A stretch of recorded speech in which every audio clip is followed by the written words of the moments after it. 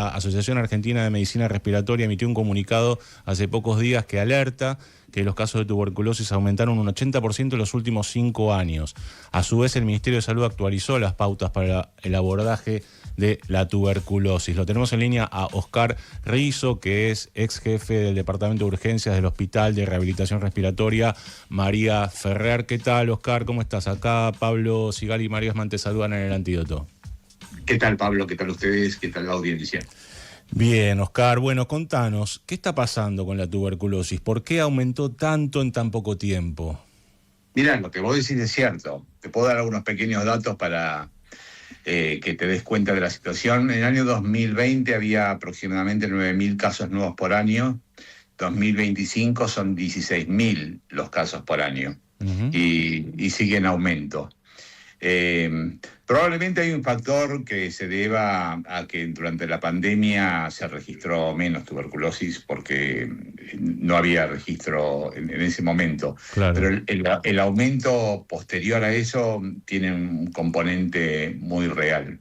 La tuberculosis es una enfermedad social, eso es lo que hay que entender, y que es un marcador social sobre la situación económica muchas veces de las clases bajas, aunque puede darse en cualquier clase económica, en cualquier clase social. O sea, tenemos menor registro en la pandemia, y en los años anteriores a la pandemia igualmente los registros eran inferiores a los que tenemos hoy. Sí, el año 2015 probablemente ha sido el año con menor registro de casos nuevos, que estaba alrededor de los 7.000 o un poquito menos, si no recuerdo mal. Sí. Pues de eso hubo un incremento leve, diríamos, con los años, pero el pico creciente fue post-pandemia. Ahí es donde se nota un incremento en todos los casos, sobre todo en dos regiones, que es el AMBA y en el norte de la Argentina. Oscar, los números que vos estás comentando, ¿tienen relación con lo que sucede a nivel mundial o es algo particular de Argentina? En el mundo también está creciendo, no en la misma proporción. En general, diríamos, en Europa los migrantes son un factor de aumento de la tuberculosis. En Estados Unidos es más bien los inmunosuprimidos los que están relacionados con la tuberculosis.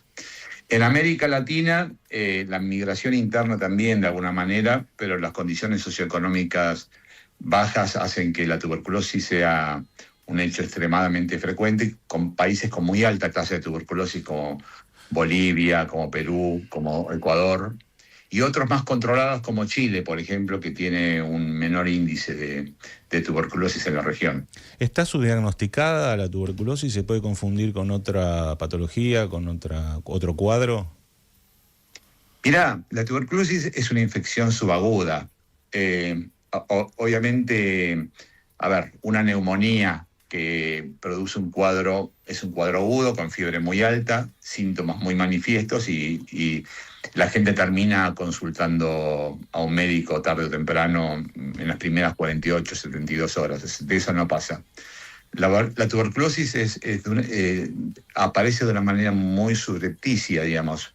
A veces un poco de febrícula, sudoración nocturna, algo de tos, molestias, un poco de expectoración, y eso se puede mantener semanas, meses, y a veces hasta un año sin diagnóstico, porque los síntomas pueden ser muy, digamos, de muy poco alcance. Es decir, generalmente en pocas personas tienen síntomas muy agudos. En general son síntomas de tos y expectoración que no tenían antes, pero que pueden confundirse con distintas enfermedades, claro. Ahora, Oscar, muchas veces esas personas transitan de guardia en guardia con un médico clínico que lo atiende y no hay un seguimiento, sino son de episodio en episodio y de medicación como para salir del paso.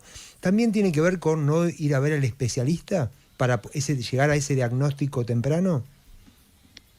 Sí, tiene que ver con eso. Tiene que ver con el acceso a los centros de salud de la población. Tiene que ver con una alerta en los médicos que lo atienden. Tienen que ver con las posibilidades diagnósticas que tengan los centros de salud. Y sobre todo tiene que ver con la posibilidad de acceder a un tratamiento que a diferencia de muchas enfermedades respiratorias, los tratamientos son de 7 a 10 días. En la tuberculosis los tratamientos son como mínimo 6 meses, con lo cual no solamente requiere que se haga un diagnóstico adecuado, sino que el paciente durante esos 6 meses no suspenda el tratamiento. Y eso es fundamental, y eso es lo que hace que la tuberculosis, a veces con tratamientos incompletos, sea extremadamente peligrosa, porque puede alcanzar niveles de lo que se llama tuberculosis multiresistentes, que generan después que sea imposible tratarlos con los medicamentos de primera línea, y tienen que uno a ir a reforzar el tratamiento con segunda y tercera línea, lo cual lo hace de una mayor complejidad. Perdón, Oscar, ¿está estudiado qué porcentaje de los pacientes que inician un tratamiento lo abandonan? Sí, está estudiado, es un porcentaje bastante alto, por eso es una enfermedad, está alrededor entre un 30 y un 50%, dependiendo de la región en que estemos considerando. Claro.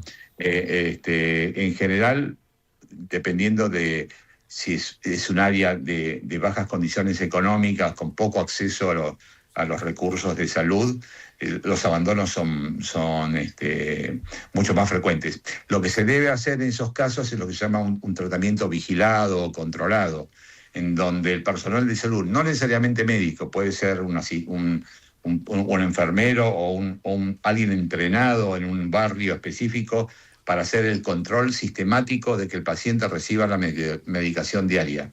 No es fácil sostener un tratamiento que es gratuito, pero tiene que ir a la búsqueda de esos medicamentos en el ámbito hospitalario. Y muchas veces las condiciones hacen de que muchos pacientes abandonen el tratamiento, y eso, como te decía antes, genere la posibilidad de la resistencia.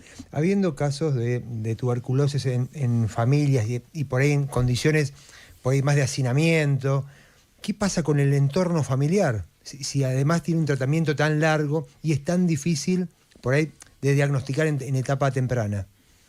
Totalmente de acuerdo. En general, a ver, si vos tratás una neumonía, tratás al paciente. Acá hay que tratar a la familia.